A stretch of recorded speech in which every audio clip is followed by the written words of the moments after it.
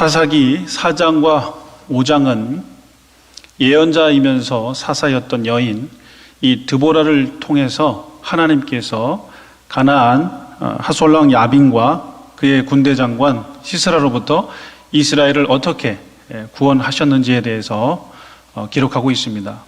4장과 5장은 같은 내용을 두 번 다루고 있는데 4장은 산문체로 기록이 되어 있고 5장은 운문체로 기록이 되어 있습니다. 아마도 이 사사기 기자는 이러한 문체적 변화를 통해서 동일한 사건을 두고 서로 다른 강조점을 우리에게 알려주고 있습니다. 우리가 살펴본 사사기 4장은 하나님의 주권을 강조합니다. 이스라엘의 고통은 이스라엘의 악행에 대한 하나님의 심판으로 시작이 되었고 또 이러한 고통의 해결 또한 하나님의 섭리 안에서 하나님 주도적으로 이 고통이 해결된다는 것을 강조하고 있습니다.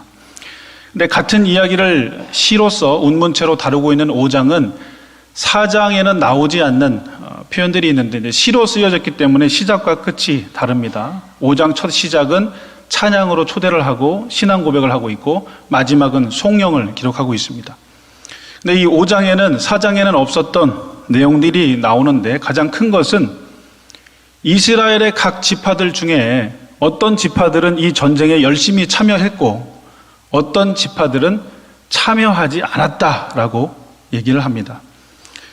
5장에서 강조하고 있는 바는 하나님께서 구원 역사를 펼쳐 가실 때에 하나님의 백성들이 어떻게 헌신하는가, 어떤 사람은 헌신하고 어떤 사람은 헌신하지 않는 모습을 두고 인간적인 결단과 헌신에 강조점을 두고 있습니다.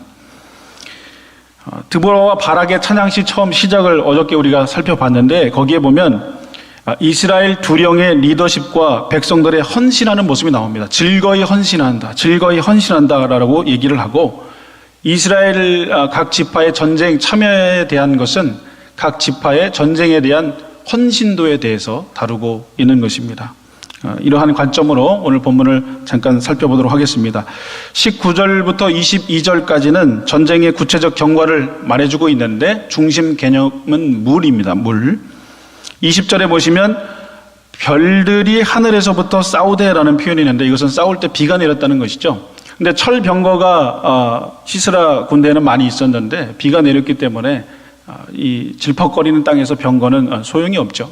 그래서 이스라엘에게 매우 유리한 조건으로 이 전쟁이 전개가 되는데 결국에 기손강에서 시스라의 군대는 전멸하고 이스라엘은 승리를 거둡니다. 22절 보시면 도망하는 가나안 군사들의 모습이 나오게 되는데 자, 이것으로 끝나지 않고 23절에 보면 전쟁에 참여하지 않는 자들에 대한 저주로 마감을 하고 있습니다.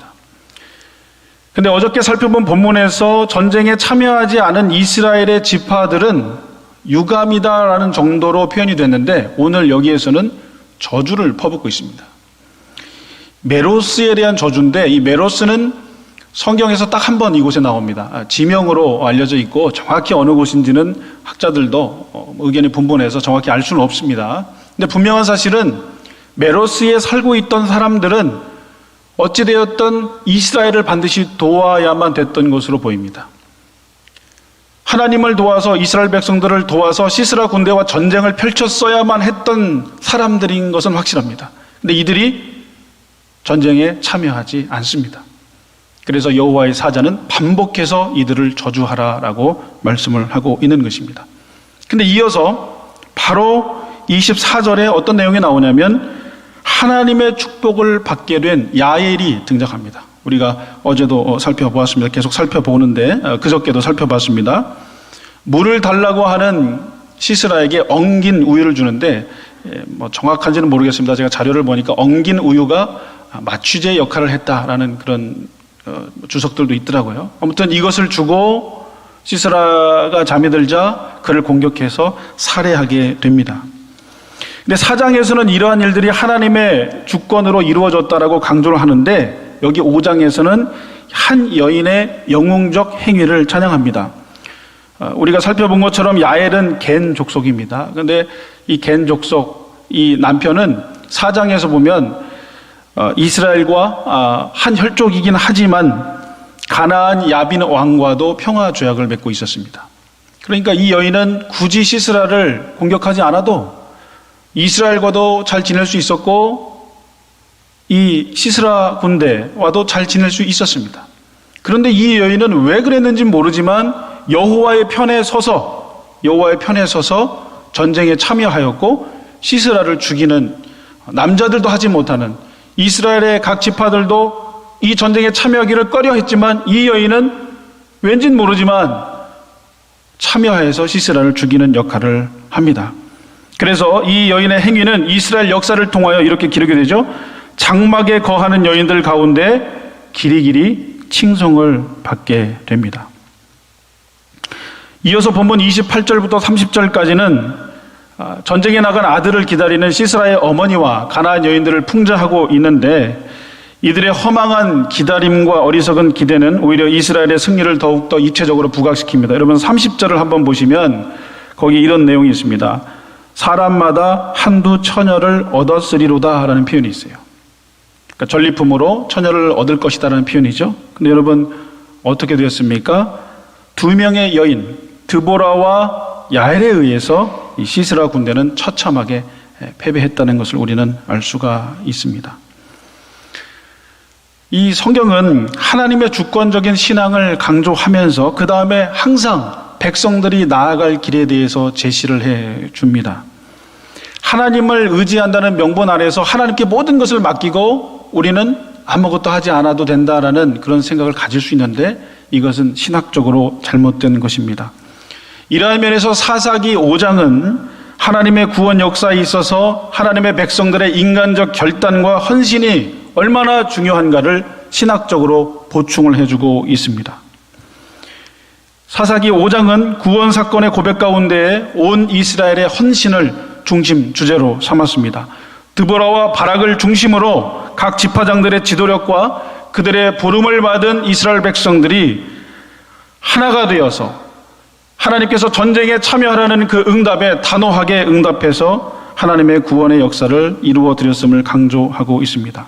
그리고 이 시의 절정은 굳이 참여하지 않아도 되는 야엘이라는 한 여인을 등장시켜서 하나님의 전쟁에 참여하는 인간적인 결단을 강조하고 있습니다. 자, 그러면 이러한 신앙적 결단을 하게 하는 요인은 무엇일까요? 이스라엘 지파들도 꺼려하는 이 전쟁에서 이러한 신앙적 결단을 하는 요인은 무엇일까요? 오늘 본문에서 찾아보면 본문 마지막에서 우리가 찾아볼 수 있는데 한번 함께 합독하시겠습니다. 31절입니다. 시작. 여호와여, 주의 원수들은 다 이와 같이 망하게 하시고 주를 사랑하는 자들은 해가 힘입게 도둠갑게 하시옵소서. 아멘. 그 뒷부분에 보면 주를 사랑하는 자들은 해가 힘입게 도둠갑게 하시옵소서라고 기록되어 있습니다. 해가 힘입게 돋는다는 것은 하나님께서 그의 권능으로 해를 돋게 하신다라는 표현이에요. 하나님의 힘으로 해가 돋지요. 자연의 힘이 아니라 하나님의 힘으로 해가 돋지요. 해를 돋게 하는 그 하나님의 능력이 인간에게 임하게 되면 해가 돋는 것 같은 힘을 얻어서 그러한 결단을 하게 되고 또 그러한 능력을 발휘할 수 있게 된다라는 것입니다. 특별히 하나님 나라의 정쟁을 위해서, 영적 전쟁을 위해서 우리가 나아갈 때, 또 하나님 나라의 확장을 위해서 우리가 나아갈 때는 이러한 하나님께서 주시는 해가 돋게 하는 그러한 힘의 능력들을 우리가 받을 때에 이러한 결단과 이런 헌신들을 우리가 할 수 있다라는 것입니다. 자, 그런데 누구에게 이것이 주어집니까? 그 앞에 뭐라고 되어 있죠? 주를 사랑하는 자. 주를 사랑하는 자들에게는 이러한 능력이 주어진다라고 오늘 말씀을 우리에게 주시고 있는 겁니다. 여러분, 하나님을 사랑하는 것, 마음과 목숨과 뜻을 다하여 하나님을 사랑하는 것, 사랑하는 비결은 예수 그리스도를 통해서 가능하죠. 왜냐하면 하나님께서 예수 그리스도를 통해서 하나님의 사랑을 우리에게 보여주셨잖아요. 근데 우리가 예수 그리스도를 받아들이지 않으면 그 하나님의 사랑의 표현을 거절하는 겁니다. 하나님께서 내가 너를 사랑한다, 내가 나의 백성을 사랑한다라는 표현으로 예수 그리스도를 보내주셨는데 우리가 내 자신이 예수 그리스도를 부인하면, 받아들이지 않으면 하나님의 사랑을 거절하게 되는 것이죠. 그러면 그것은 결국 하나님을 사랑하지 않게 되는 것이죠. 하나님을 사랑할 수 없는 것이죠. 하나님을 사랑하지 않기 때문에 우리는 해가 돋는 것 같은 그러한 힘과 능력, 하나님을 위해서 헌신하는 것 가능하지 않게 되는 것입니다. 여러분, 하나님 사랑하십니까? 네. 하나님 사랑하십니까? 또 예수님 사랑하십니까? 여러분, 예수님을 사랑한다라고 오늘 하루 고백하시며 살아가시기를 축복합니다. 제가 어제 새로운 교구에서 87세 우리 어르신을 신방을 했는데요. 얘기를 나누던 중에 이 어르신께서 새벽 기도회를 2시간 동안 하신다라고 저에게 말씀을 하시더라고요. 그래서 그 새벽 기도회를 이렇게 마치고 나면, 그렇게 기도를 많이 하고 나면 너무나 내 마음에 성령 충만이 온다라고 말씀을 주시길래 제가 궁금해서 여쭤봤습니다. 아버님, 어떤 기도 제목으로 기도를 하십니까? 2시간 동안이나 그렇게 기도를 하시려면 뭐 간절한 기도 제목이 있으십니까? 라고 여쭤봤는데 이런 얘기를 하시더라고요. 말씀을 듣고 기도를 시작하면서 예수님에 대한 행적을 묵상을 하면서 말을 한답니다. 그리고 예수님께서 십자가에 매달려 돌아가시는 것에 대해서 기도를 하고, 예수님께서 부활하신 것에 대해서 기도를 하고, 예수님께서 하늘로 승천하시고 성령을 우리 가운데 부어주시는 그 내용들을 기도를 하신답니다.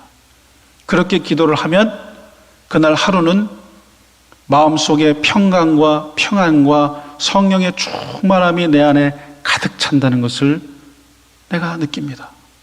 그래서 제가 처음에 그 집에 갔을 때 제가 들어가니까 이 어르신의 아내께서 84세신데 2004년부터 뇌경색이 와가지고 움직이질 잘 못하시고 지금도 더 몸이 불편하신데, 이 어르신께서 아내를 그 요양병원에도 보내지 않고 집에서 그렇게 보살피는 것을 제가 볼 수가 있었는데, 겉으로 볼 때는 힘든 상황이죠. 남자 혼자, 물론 요양보호사가 오긴 하지만 부인을 그렇게 2004년부터니까 벌써 지금 몇 년째입니까? 이렇게 돌본다는 것은.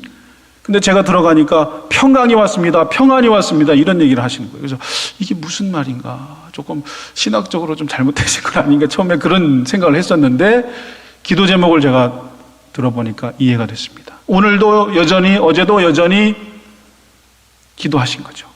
평강, 평안, 성령 충만. 근데 이분이 묵상한 게 뭡니까? 예수 그리스도. 예수 그리스도의 행적, 사역, 죽음, 부활, 승천, 또 성령의 충만, 성령의 세례를 묵상하시면서 기도하시니까 날마다 마음 가운데 평강과 평안과 소망이 있는 것이죠. 그분은 날마다 아내와 함께 영적 전쟁을 치르고 있죠. 아내를 보살펴야 되는 영적 전쟁. 그러나 그 영적 전쟁에서 헌신하고 있습니다. 주님을 위해서 헌신하고 있습니다. 왜냐하면 예수 그리스도를 사랑하시기 때문에, 예수 그리스도를 묵상하시기 때문에 주님께서 그 모든 것을 감당할 수 있는 힘과 능력을 주시는 것을 알 수 있었습니다. 제가 회개하면서 돌아왔는데요. 우리도 오늘 말씀처럼 주를 사랑하는 자들, 그 안에 포함되기를 소원합니다. 하나님 앞에 우리가 의지적으로라도 고백합시다. 예수님 사랑합니다. 예수님 사랑합니다. 성령님 나와 함께 해주세요.